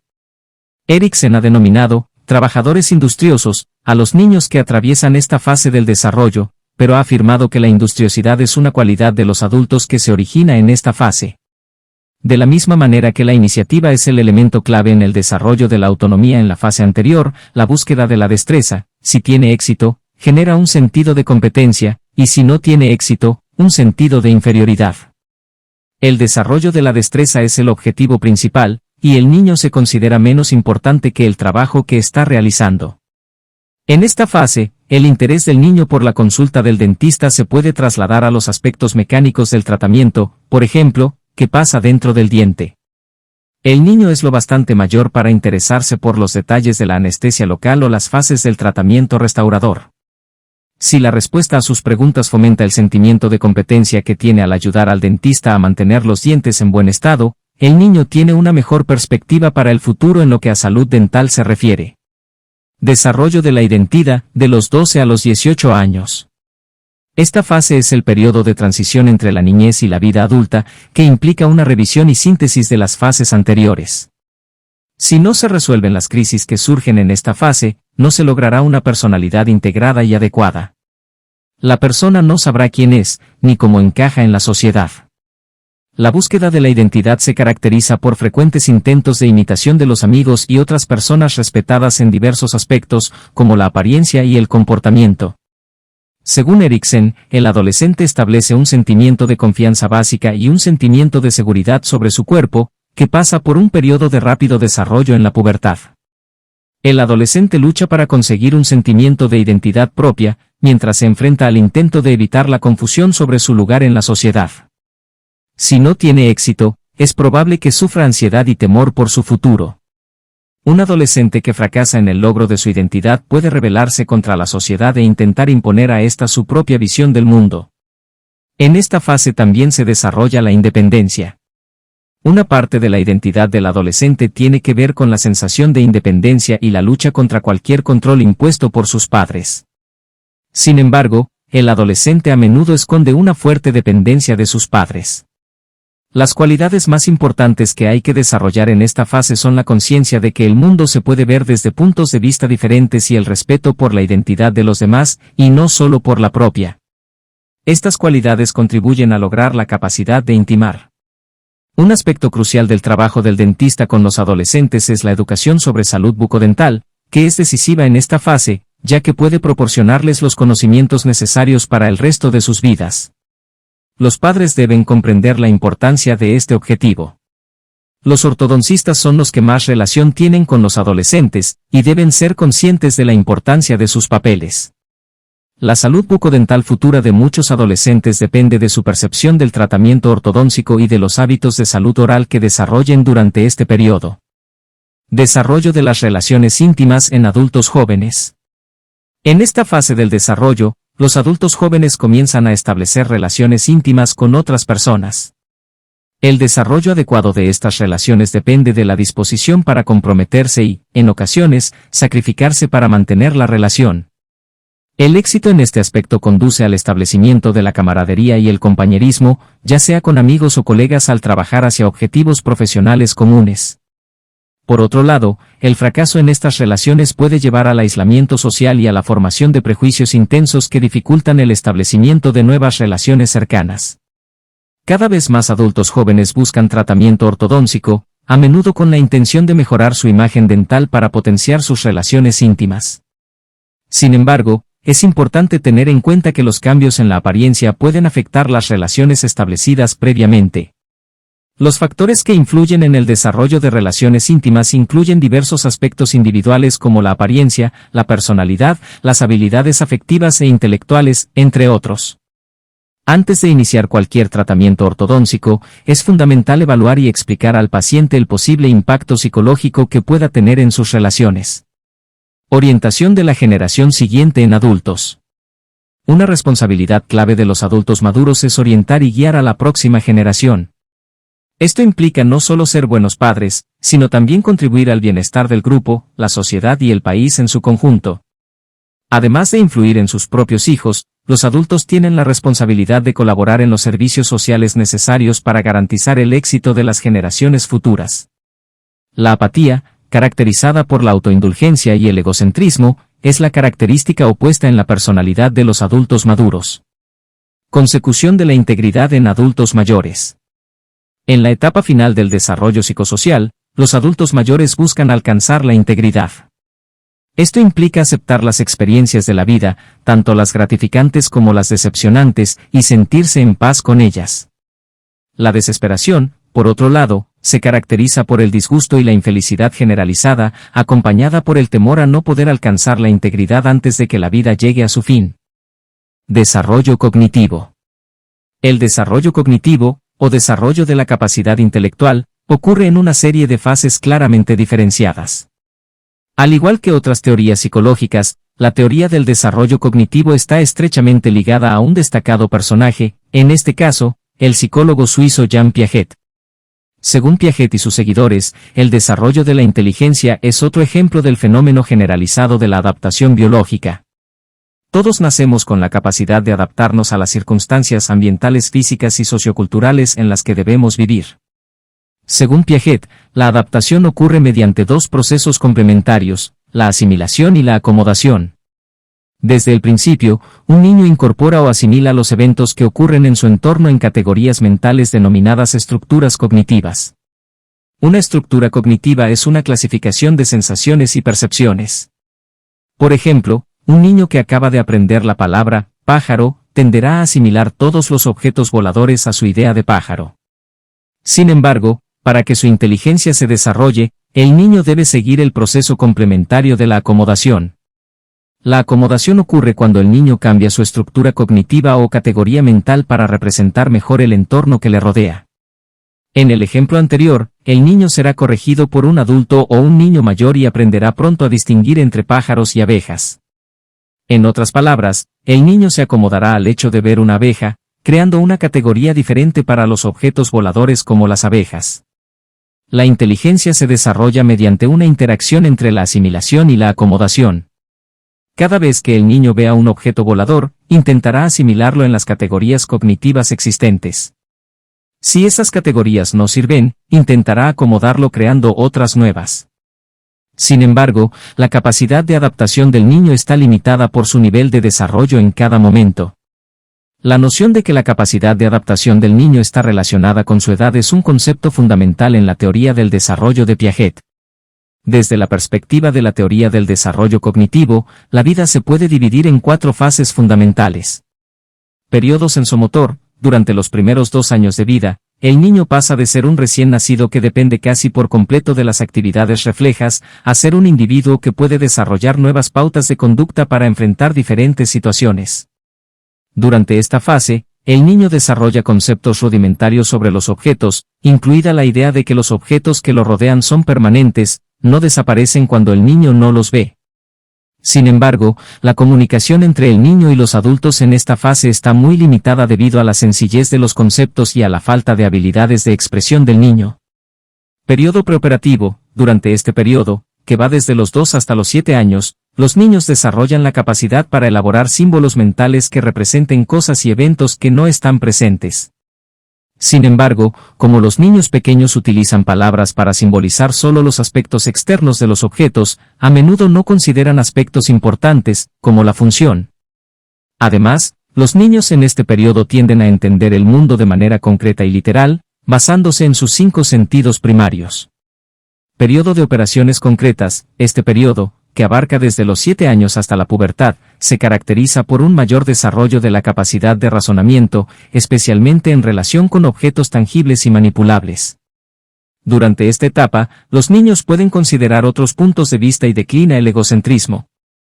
Periodo de operaciones formales. La mayoría de los niños desarrollan la capacidad para enfrentar conceptos y razonamientos abstractos hacia los 11 años de edad. En esta etapa, los procesos mentales del niño se asemejan más a los de un adulto y pueden comprender conceptos abstractos como salud, enfermedad y tratamiento preventivo.